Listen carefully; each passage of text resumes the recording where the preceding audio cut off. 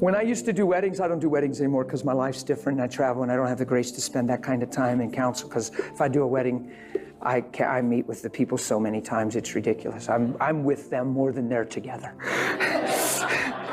I'm serious. I sit the wedding party down. I tell them why they're in the wedding party, not just for cool pictures. And I get the parents all together and I tell them what we're going to do on wedding day as far as spiritually, so we don't just do a Ken and Barbie, whoa, that was great thing, and have no marriage. You know, you got parents that don't let go of their kids.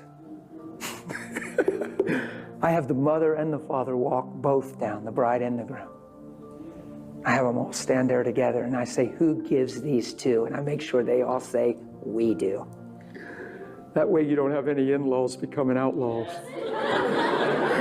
That way you don't have a mom that's holding tight and a dad saying, good riddance. But I teach this stuff. I teach the wedding party that you're not just there to be 5 by 5 and look pretty on pictures.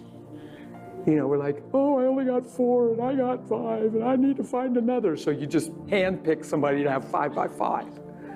No, if you only have 4 that fit the description of why you have a wedding party, then you have 4 by 5 or 3 by 4 or 5 by 3. Because you want sincerity in heart there, not outward appearance. Because what is a wedding party? They're witnesses of the marriage. And they're standing there on the day you give your life to one another in God's presence with vows, and they're there vowing to assure that they'll do everything in their power to make sure that that's fulfilled, and it only remains this. So 6 months later, you don't take your best man out to eat, and he says, so how's things going? Well, you know, I think I jumped into this too soon. I don't know. I don't know. There's some things that just bothered me. I don't know. You know, I was worried about that. I saw that in her. I tried to talk. Yeah, I know. See, that's not a best man. That's a bummer. A best man looks at him and says, buddy, what are you talking about, man? Did you get married for you, or did you give your life to her on that day? Come on, man. You got to love her like Christ loves the church, and you bring the best out in her, and you cause her to shine.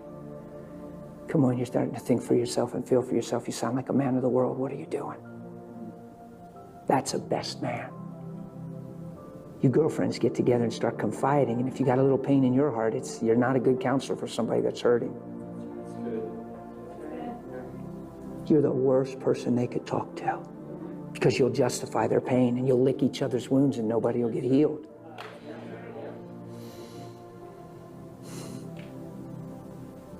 You be careful how quick you run to people for advice when you're hurt.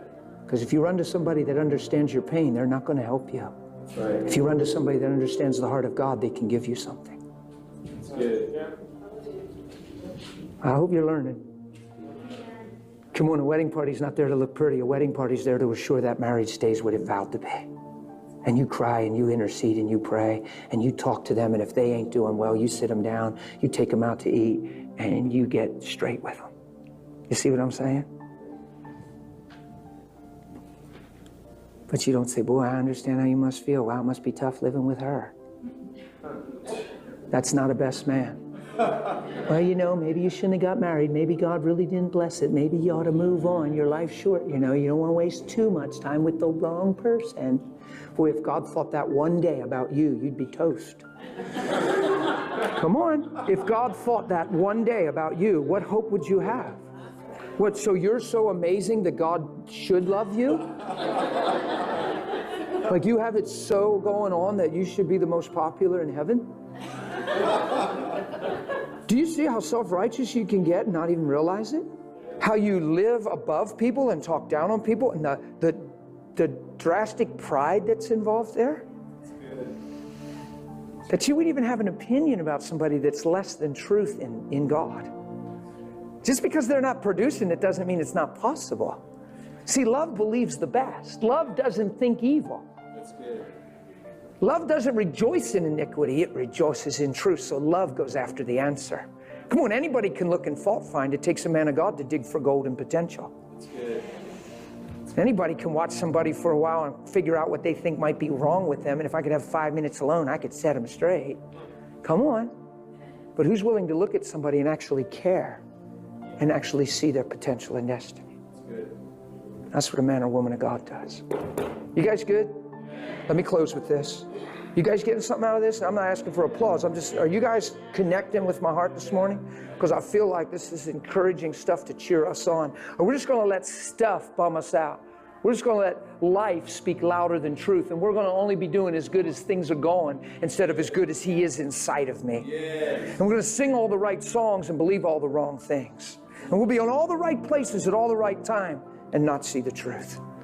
We don't want to teach ourselves religion. There's people coming in that day and say, what do you mean? We walked with you on the streets. We heard you speak. We supped with you. And they'll say, I never knew you. I'm not talking about you right now being condemned, saying you're going to hell and you don't know the Lord. What I'm saying is it is possible to be in all the right places and never give your heart to Him. That's true. Amen. It's possible to say all the right things and never become the right things. You guys good, right? Just making sure.